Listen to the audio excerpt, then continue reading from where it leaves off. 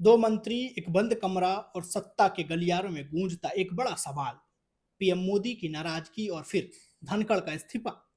क्या उपराष्ट्रपति से दबाव में लिया गया है इस्तीफा? ये कई सारे सवाल हैं जो लोगों के मन में हैं।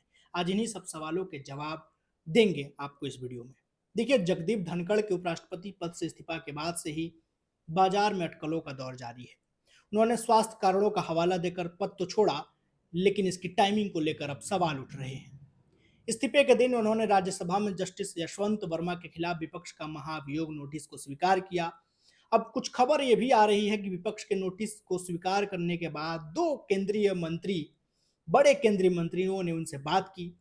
दोनों में से एक केंद्रीय मंत्री ने इस बात का भी संकेत दिया कि उपराष्ट्रपति के इस फैसले से प्रधानमंत्री खुश नहीं है। इस पर धनखड़ का जवाब आया कि वह नियमों के दायरे में ही सारा काम कर रहे हैं। हिंदुस्तान टाइम्स की एक रिपोर्ट के मुताबिक केंद्रीय स्वास्थ्य मंत्री और राज्यसभा के नेता जेपी नड्डा और संसदीय कार्य मंत्री किरण रिजिजू 21 जुलाई को धनखड़ से बात की थी। ये बातचीत जस्टिस वर्मा के खिलाफ लाए गए महाभियोग नोटिस पर धनखड़ के राज्यसभा में बोलने के बाद हुई थी। इस नोटिस पर विपक्ष के 63 सांसदों ने हस्ताक्षर किए थे।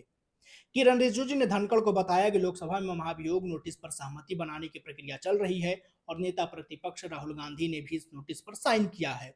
साथ ही रिजिजू ने यह भी संकेत दिया कि पीएम अचानक हुए इस घटनाक्रम से बिल्कुल भी खुश नहीं है।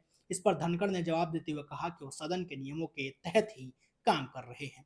जेपी नड्डा और किरण रिजिजू ने 21 जुलाई की दोपहर 12:30 बजे हुई बिजनेस एडवाइजरी कमेटी, जिसको बीएसी कहा जाता है, उसकी पहली बैठक के बाद जगदीप धनखड़ से बात की थी। इस बातचीत के बाद शाम को 4:30 बजे जो मीटिंग होनी थी बीएसी की, उस बैठक से इन दोनों नेताओं ने दूरी बना ली, बैठक में हिस्सा नहीं लिया। दरअसल केंद्र सरकार जस्टिस वर्मा के खिलाफ महाभियोग प्रस्ताव को पहले लोकसभा में पारित कराना चाहती थी, ताकि सरकार इसकी सफलता का प्रचार कर सके और न्यायपालिका को एक स्पष्ट संदेश दिया जाए।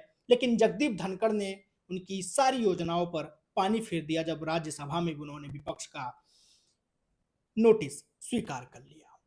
तो ये थी बड़ी अपडेट कि जगदीप धनखड़ के इस्तीफे के पीछे की कहानियां क्या है।